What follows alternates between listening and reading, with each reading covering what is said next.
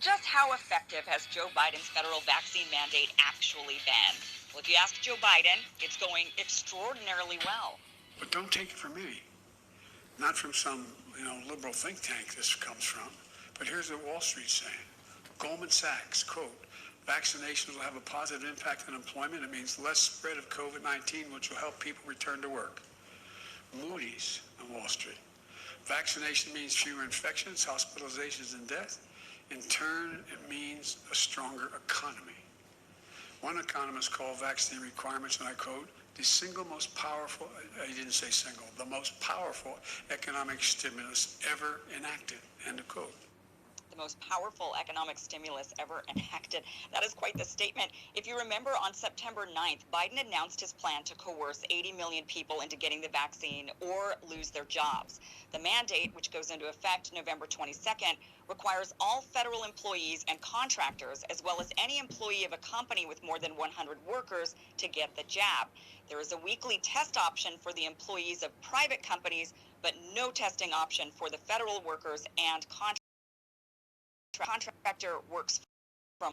Now, as a result of the mandate, more people have obviously gotten vaccinated. I mean, if you threaten people with their livelihoods, many people will cave and will choose to pay their bills and put food on the table.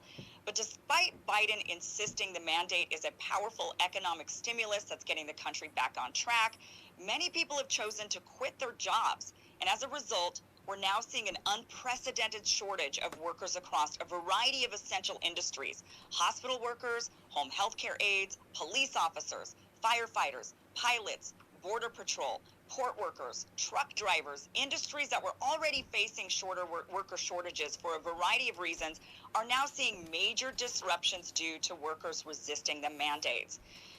There is now a healthcare worker shortage from vaccine mandates across the country. In Virginia, the top 5 hospitals have had to stop accepting psychiatric patients. A Rhode Island hospital has been forced to close part of its ER.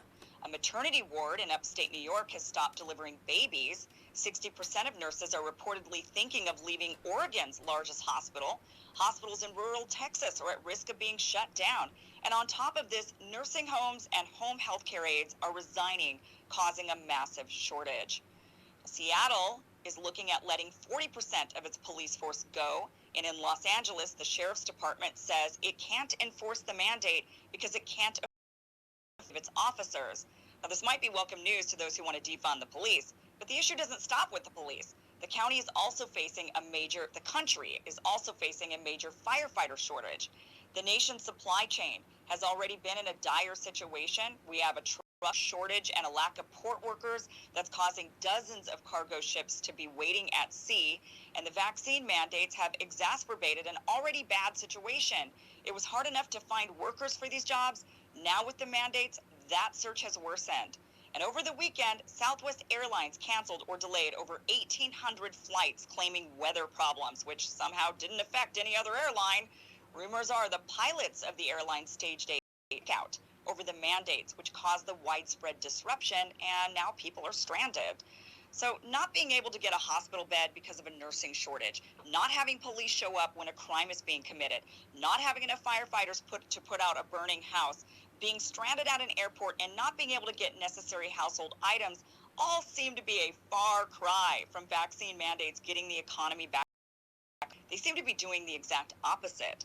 Now, going back to Biden quoting Moody's on Wall Street, they claim vaccination means fewer infections, hospitalizations, and deaths, which means a stronger economy. But we know the people who are filling up the hospitals are overwhelmingly over the retirement age of 65.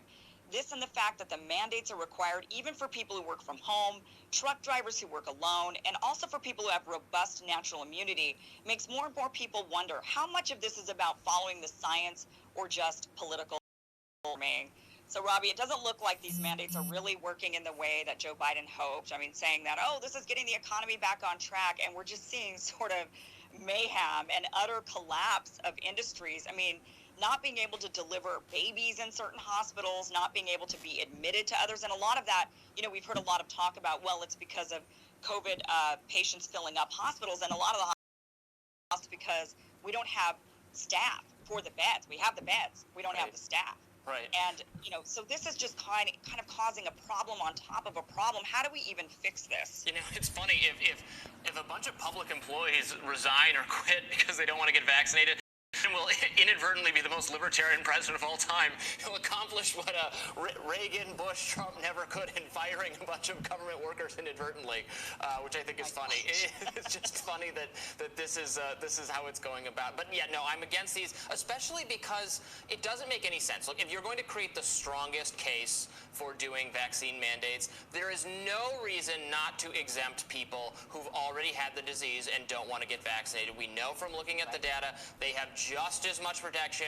Maybe it's a little weaker, maybe it's a little better. I don't think it's totally clear yet, but it looks pretty solid. So if I was going to construct the best case for doing mandates, which I don't support, but if you're going to do them, you should certainly do that, and they haven't done that. Then it's just become, so what is this about? This is about the government can tell you to tell your employer to make you do this just to push you around. I mean, months ago, Biden said he didn't think he could do a federal mask mandate. It's like people like CNN were demanding that, right, when he was president. And he said he didn't think he could do that.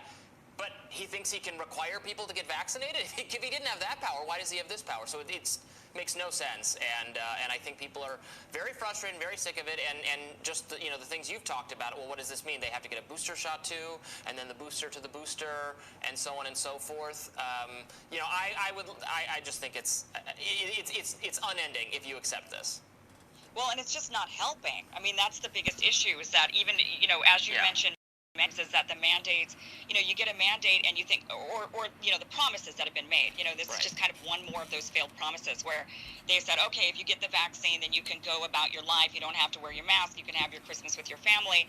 And that ended up being a failed promise. And now with these mandates, which is, okay, we're going to get the country back on track. And then over the weekend, you've got Southwest Airlines collapsing, essentially, 1,800 flights being canceled.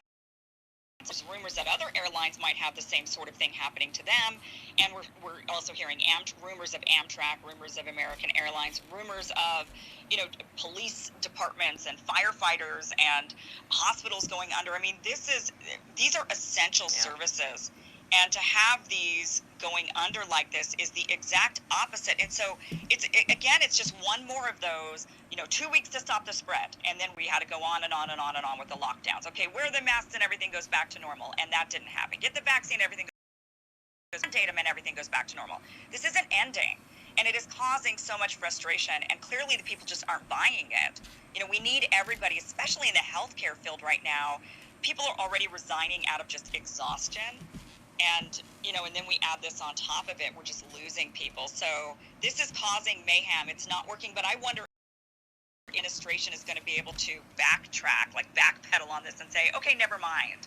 Or do you think they're going to double down? No, they're never going to. They're wrong, and they're never going to stop listening to whatever. Like Dr. Fauci is the federal government at this point, right? That man is not going to admit that mandates aren't working.